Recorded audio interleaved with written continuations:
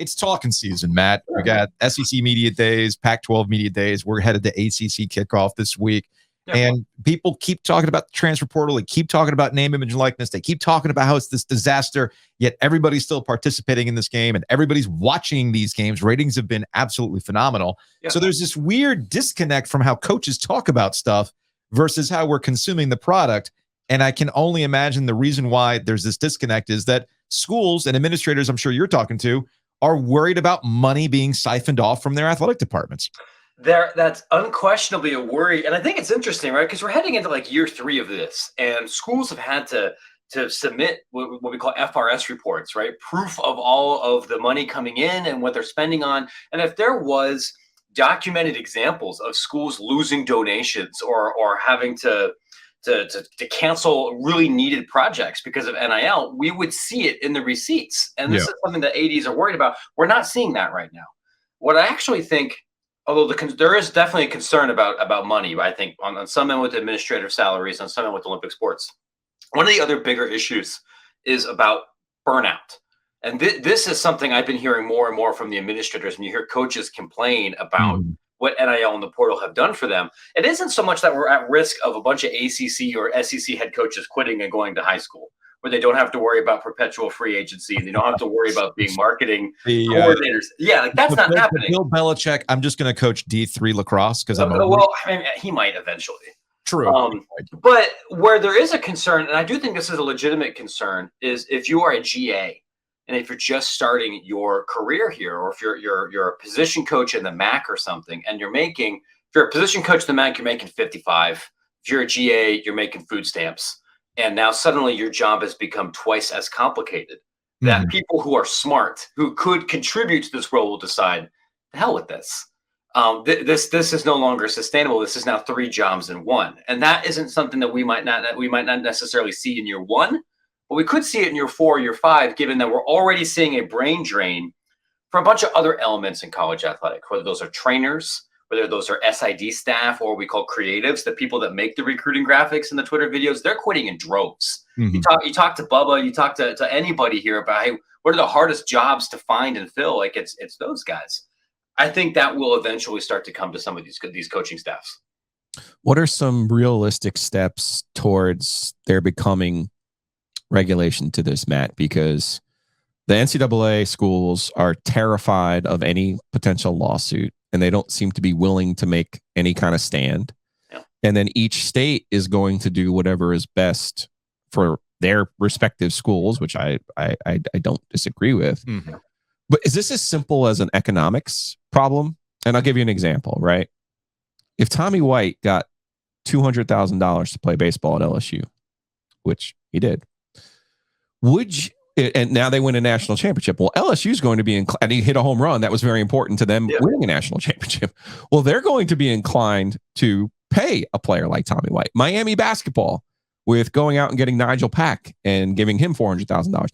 They're going to be inclined to go out and do that. But if you're a team, Illinois, that went and got Matt Meyer, and you don't even win a tournament game, aren't you going to be like, hey, now, wait a second. Isn't this what we call the market finding itself? I am skeptical that will happen. Like Carolina basketball might be a good example, right? Okay. Like that was one of the higher payrolls, allegedly, within college basketball. Didn't even make the tournament. We have Illinois. Primary. I got to interrupt you though, because the primary difference with Carolina is they didn't go out and buy players. Their players were players they wanted to stay there. It was. I mean, and I can think of one where the transfer from Northwestern, where sure, but you know that point's well taken. Look at European soccer though, where eventually you have some of these entities that operate some of these teams that are throwing gajillion dollars at squads that finish 5th or 6th or 17th, and they're not encumbered by the free market or the need to turn a profit that maybe everybody else does because they have FU money, right? Yeah, and we don't have Russian oligarch money in NIL yet, or oil sheik money in NIL, but the kinds of people that for the last 25 years have been bagmen, particularly in the South, but not universally, are not the kind of people that look at these as dispassionate investments. They look at this as needing to dunk on the other guy in the country club. So I don't know if there's going to be a market correction there, because there's always going to be somebody willing to cut that check. What I look at this, though, there's all of this wailing and gnashing of teeth, I legitimately think is going to be moot in like 2.5 years. Okay. I think it is bad business for most people. I can think of a couple of exceptions, but for most people to be involved in the NIL industrial complex, because it doesn't matter what coaches or athletic directors, and on some level, even what Congress thinks. It matters what the court system thinks. Mhm. And we have Johnson v. NCAA, which is about whether athletes are employees. We're gonna have an initial ruling in that this year. It's going to be completely solved, ended next year. We have the NLRB, which will be done next year. We have House, which will be done in 2025. And if the courts say, we don't care what you guys say, we don't even care if the athletes want to be employees, the law says they are. Fellas, we're headed to a CBA, and that's gonna knock out most of this stuff here. There's no Chicago Bears or Charlotte or Carolina Panthers collective where we crowdsource any of their salary, because you get docked a gajillion draft picks if you're egregious with that sort of thing, because there's a CBA. That's where we're headed. Are you going to have to update Athletic Director Simulator 3000 in a couple of years to handle all these type of things? We're updating this. I have another update I have to drop like this afternoon, but yeah, we're gonna have to redo the entire game. I think when this becomes Football Manager, right? For people who might not be familiar, you actually developed a video game. We did. This is a real thing, and it's called Athletic Director Simulator 3000, a play on Baseball Simulator 2000 that I used to play, or 1000 back in the day. Yeah. And I love the DOS graphics that you've got going for it. Nice throwback effects. Brings me back to my youth. So, but you can play this game as a subscriber to Extra Points, right? Yeah, or if you're a student and you're using our D1 classroom package, we do curriculum support services for people that are studying sports management. But yeah, it's not as sophisticated as Football Manager is yet. But like the point of this here is, a lot of people think that they can be ADs, or they're listening and think I've got the solutions to all these problems. You got like Sports Talk Radio. Me too. Me too. Right? I've been on this beat for 3.5 years. I can't tell you the number of times I'm like. Sometimes people are just in charge of stuff, man. And so we built a game that gives you dozens and dozens of scenarios that are, for the most part, extremely realistic for what an AD at High Point or an AD at ECU or an AD at North Carolina State might all potentially face. And we give the player an opportunity to respond to those, manage a budget, manage their approval rating, manage their Director's Cup ranking. And it's, I think, realistic enough in that there's no actual right answer. And I think all of us have been on this beat long enough to know sometimes schools have a good process and stuff just happens. Yeah. Things, they're unlucky, they fall apart. Sometimes you do ridiculous things, and hiring Bobby Petrino works, at least for a couple of years. And then things are successful, right? And it's been out for a couple of days. People have loved it so far. Which gets us to, and we'll close on this, Matt Brown. Extra Points is the newsletter. I'm a subscriber. If you're into the business of college sports, I highly recommend that you check out this newsletter. So things work out, things don't work out. Sometimes you're in charge of things and things fall apart. And that gets us to Northwestern and the lawsuits that have now presented themselves. And it has brought into this is the former athletics director at Northwestern. There's overlap with Jim Phillips, who's now the commissioner of the ACC. He's set to speak to the media on Tuesday at ACC kickoff. They've already put a statement out related to Northwestern and, what I don't condone any of this stuff. But here's where I'm curious, in all your conversations with ADs and other people tied to the athletic department, they always talk about culture. Jim Phillips, I'm always about the student athlete well-being and putting them in the best position. Nobody condones hazing. Nobody's going to go on record and say they condone hazing. But I guess the question that I would have for any administrator that relies upon our culture is different. Our culture is different.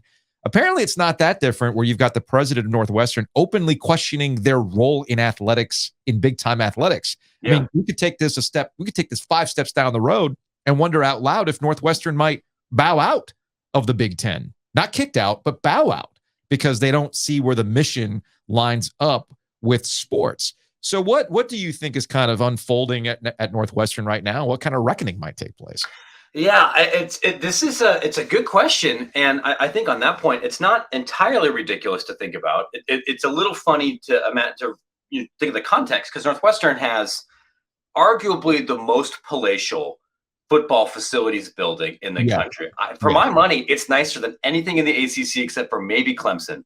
And the exterior at Northwestern is nicer than Clemson's. There's no slide. Yeah. Right. So like, okay, yeah, you're gonna be able to whoop up on Case Western in recruiting battles if you drop to D3. One of the things that is hard to articulate to the public, but I think is happening in Northwestern, and it happens in more places than we might think, about who is really in charge of an athletic department. And I joked about this because Northwestern is not the only place, but they essentially gave Pat Fitzgerald tenure. When one football coach has such enormous power over the entire, not just his program, but the athletic department, arguably the university. I was going to say you're thinking too small here, Matt. Sure, right? Like, I mean, he's the secondary mayor of Evanston kind of thing here, and you have a couple of mega boosters who have disproportionate influence over the department that are really tied up with this guy. You need a special kind of administrator to provide some kind of check on him. Not even if he's necessarily doing anything wrong, but to indicate that you are not above our system. And if you're leading a place like Northwestern as a president, athletics is never going to be in your top 8 priorities. Football is not the most important thing that Northwestern does. Lurie Children's Hospital is the most important thing that Northwestern does, or the Kellogg Business School, or their global research, or these other facility projects, or what they're doing in China are all way more important. But athletics is the thing that can get you fired. And so what typically happens, right, this was the old Holden Thorpe line, I think, at North Carolina too. So what ends up happening in practice is that those leaders delegate, especially if they don't come into an environment where they understand athletics very well. And sometimes the ADs do too. What I wrote earlier and what I think is happening, and we're going to see this unpacked a little bit, is Northwestern is a place where even if you had like good ADs, and to a man and to a woman, I think, everyone in this industry that I've ever talked to loves Jim Phillips. And when he says, I believe in the student athlete experience, and like, I believe him when he says that. Like, I think if he knew, he would be horrified. But it's difficult in practice to check when you have an extremely powerful person. And you just tend to look the other way because you're focused on other things. And even for people that are like good guys, without that kind of check on that power, bad things can happen and not be caught. Matt Brown, Extra Points. Hey, man, we appreciate the time. As always, will be an interesting week at ACC Kickoff. We'll talk to you later. Yeah. All right. Take care, fellas. Appreciate it.